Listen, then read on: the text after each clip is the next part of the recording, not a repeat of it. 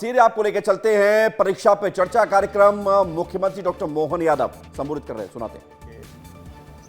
बच्चे हॉस्टल के हैं और हॉस्टल के बच्चों को अभिभावक की तरह उनके साथ बात करने का, उनके साथ उनके मनोबल को बनाए रखने के लिए कुछ पल बिताने का आज का मौका मिला। हमारे प्रधानमंत्री जी लगातार 2017 से इस प्रकार का प्रयोग करते हैं ताकि बच्चों के अंदर का मनोबल बना रहे, बच्चे पढ़ने के साथ परीक्षा पे अनावश्यक बोझ लेके न जाए।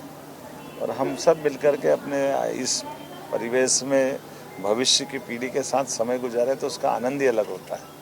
आज हमने संवाद से बच्चों से ही प्रश्न करवाए, बच्चों से ही उत्तर निकलवाए। पढ़ने की एकाग्रता से लेके परीक्षा के प्रश्न पत्र को हल करने का तरीका क्या हो सकता है, मनोदशा कैसी होना चाहिए, सोशल मीडिया से कितना संबंध रखना चाहिए, क्या कष्ट हो सकता है, हमारे माता पिता की अपेक्षा कैसे होती है, भविष्य में हमको क्या बनना है, ऐसे बहुत सारे प्रश्नों पे बहुत अच्छा लगा। सच में कई कामों के साथ एक बड़ा काम हमारा ये भी है कि हमारी भविष्य की पीढ़ियों को अगर वो इस तरह की परीक्षा और बाकी चीज़ों में अनावश्यक तनाव पालती तो बहुत कष्ट होता है।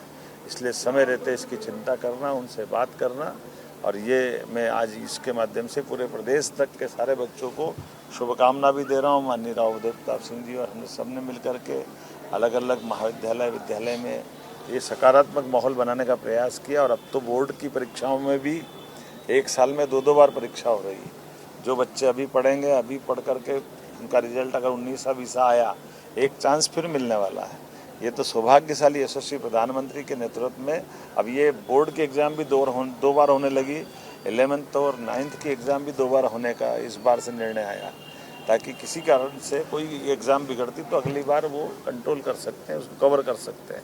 हम लोगों के टाइम पे तो एक ही एग्ज़ाम होती थी, बड़ी चुनौती रहती थी, लेकिन कोई बात नहीं, हम सब मिल कर के हमारे बच्चों के लिए शुभकामना भी देते हैं और उम्मीद करते हैं कि उनका ये जज्बा राज्य की प्रगति के लिए, उनके जीवन के लिए, समाज के लिए, सबके लिए शुभदायी होगा, फलदायी होगा। मुख्यमंत्री जी, किस तरह का संवाद आप लोग के साथ जुड़ा था बच्चों के साथ, और खासकर वो बच्चे जो यहाँ तो बात कर लिए लेकिन प्रदेश के बहुत सारे बच्चे आपको सुन रहे होंगे? हमने लाइव का प्रयास किया है और उम्मीद करिए कि ये अपनी सोशल मीडिया से भी हमारे संवाद के और प्रश्नोत्तर का उनका आनंद भी ले। और ये बात सही है, बच्चों ने कहा कि परीक्षा के प्रश्न पत्र को कैसे हल करते हैं, हमने हमारे अनुभव बताए, बच्चों ने अपने अनुभव बताए। किसी ने कहा कि वो पहले कठिन लेते हैं, बाद में सरल लेते हैं, किसी ने कहा वो पहले सरल लेते हैं, बाद में कठिन लेते हैं। समय के नियोजन की बात अच्छी कही सबने के हमारे पास जो समय होता है उसमें 5 प्रश्न पत्र या ऑब्जेक्टिव किस प्रकार से हैंडल करें, ताकि हमारा किसी ने कहा जवाब अगर बनाना है तो जवाब में ड्राइंग भी, और ड्राइंग के साथ बाकी जिस प्रकार की जमावट होना चाहिए, एक सजावट के साथ अपने उत्तर देने की बात की। हमने कहा अपने विषय को पढ़ते पढ़ते संवाद भी कर सकते हैं आपस में, और कई प्रकार की संवादों से भी याद रखा जाता है। और ये बात सही है कि याद रखने के लिए ज़्यादा तनाव दोगे तो बात नहीं बनेगी। समय पे भोजन लेना, अच्छी नींद लेना, अच्छे से अपना मस्ती के साथ एग्ज़ाम की तैयारी करना, और अगर पूरे साल पढ़ते हो तो कोई तनाव होता ही नहीं। ऐसे में मनोदशा के लिए भी बहुत महत्व की बात है। हमारा मन भी प्रसन्नचित्त होकर के परीक्षा देने का होना चाहिए। मैंने काफ़ी बच्चों से भी, उनके मुंह से उनने ही बताया और हमने भी अपना अनुभव शेयर किया।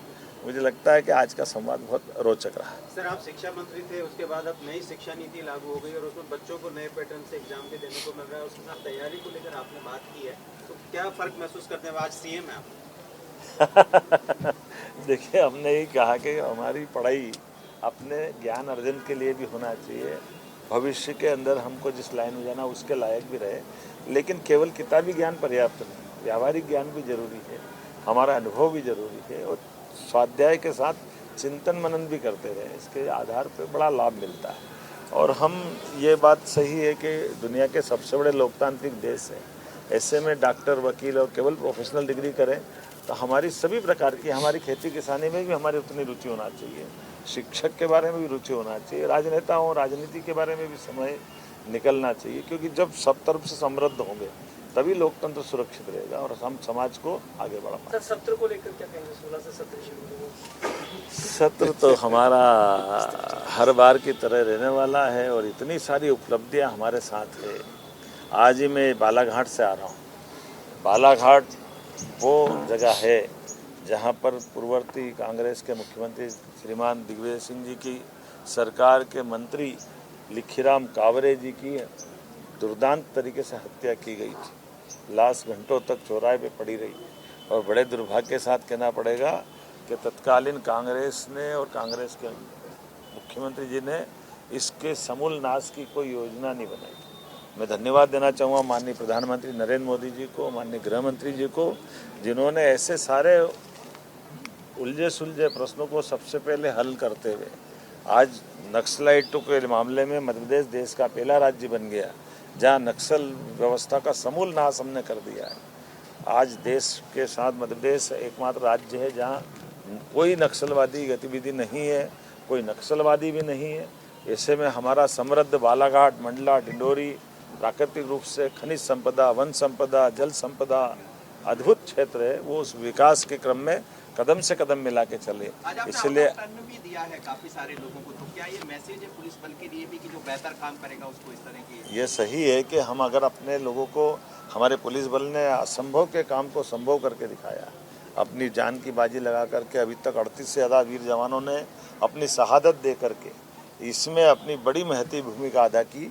ऐसे में हमने उनको भी स्मरण किया, उनकी याद में हमने अपना जैसा दिल्ली में अमर जवान ज्योति की एक चिन्ह और बाकी चीज़ें ऐसा हमने वहाँ अपना लोकार्पण किया ताकि नक्सलवादियों के खिलाफ की पूरे इतिहास को जीवंत करते हुए, उसको स्मरण रखते हुए प्रदेश भर के लोग जाकर के उसको देखे, सीखे और भविष्य में दोबारा नक्सल यहाँ पनपे नहीं, इस तरह की उनको सम्मान के साथ और जानकारी के लिए और एक तरह से इससे प्रतिज्ञाबद्ध होने का अवसर देने का मौका भी लिया।